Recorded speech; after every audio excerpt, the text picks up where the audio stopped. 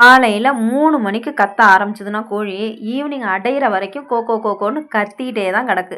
அதுவும் இந்த முட்டை விடுற சமயத்துலலாம் கத்தும் பாருங்க, அந்த ஊரையே கூப்பிட்ரும். வீட்டு உள்ள நுழைஞ்சது அதை விட மோசம். வீட்டில் உள்ள சாமான் சட்டி எண்ணெய் கிண்ணெய் எல்லாத்தையும் ஊற்றி கீழே வச்சுட்டு அதுக்கு தேவையான இடத்துல உட்காந்து முட்டையை விட்டுட்டு அழகாக எழுந்திரிச்சு போகும். தெரியாமல் ஒரு நாள் வீட்டு உள்ள விட்டு கதவை சாத்திட்டேன். அன்னைக்கு வீடு அவ்வளவுதான்.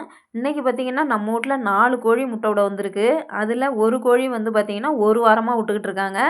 மீதி 3 கோழியும் இப்போ 2 நாளாக தான் முட்டை விட்டுட்ருக்கு.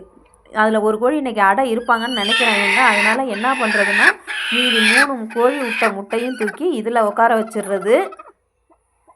அப்போ தான் பார்த்திங்கன்னா நமக்கு வந்து பொரிப்பு திறன் இன்னும் அதிகமாக இருக்கும்.